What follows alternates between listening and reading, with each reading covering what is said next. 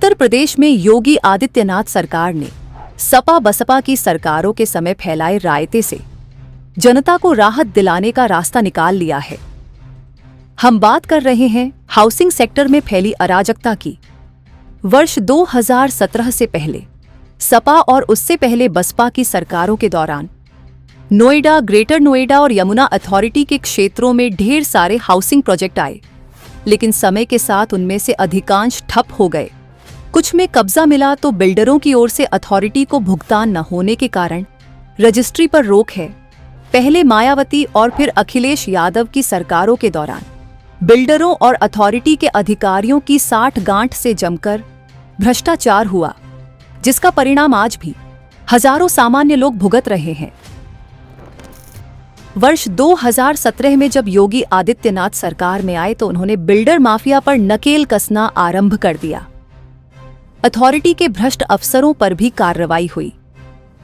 योगी सरकार का असर था कि धीरे धीरे ही सही उन प्रोजेक्टों में फंसे फ्लैटों की डिलीवरी आरंभ हो गई, जिनमें कोई गंभीर कानूनी विवाद नहीं था।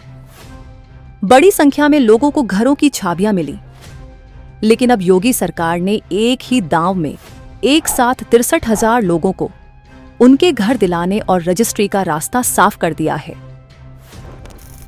अमिताभ कांत कमेटी की सिफारिशों पर अमल करते हुए यूपी सरकार अगले 1 वर्ष में नोएडा, ग्रेटर नोएडा और यमुना प्राधिकरण को बिल्डरों से 2,244 करोड़ रुपए दिलवाएगी। ये राशि कुल 99 बिल्डर परियोजनाओं के लिए होगी। ये वो बिल्डर हैं जिन्होंने सरकार द्वारा प्रस्तावित पुनर्वास योजना का लाभ लेने के लिए आवेदन दिया है। कुल 161 में से 68 बिल्डरों ने अभी तक इस योजना में आवेदन नहीं किया है। आशा की जा रही है कि वे भी शीघ्र ही इसमें शामिल होंगे। यदि ये बिल्डर सहयोग नहीं करते हैं तो उन पर कड़ी कार्रवाई का रास्ता भी खुला हुआ है।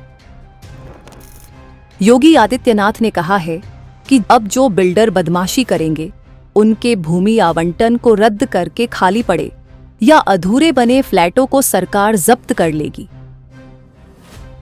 कुल मिलाकर अब यह तय है कि अगले 1 से 1.5 वर्ष में नोएडा, ग्रेटर नोएडा और यमुना अथॉरिटी क्षेत्रों में 63,418 फ्लैटों की रजिस्ट्री होगी।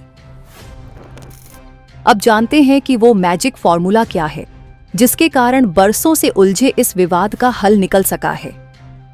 योगी सरकार की योजना में बिल्डरों के बकाया राशि में लगभग 20 से 25% तक छूट दी गई है ताकि वे प्रोजेक्ट आसानी से पूरा कर सकें।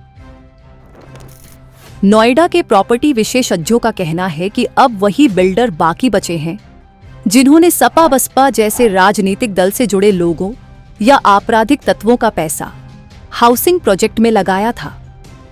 वो दिन दूर नहीं जब ऐसे फर्जी और भ्रष्ट बिल्डरों की संपत्तियों पर भी बाबा का बुलडोजर चलेगा और बाकी बचे हजारों परिवारों को भी उनके सपनों का घर मिलेगा।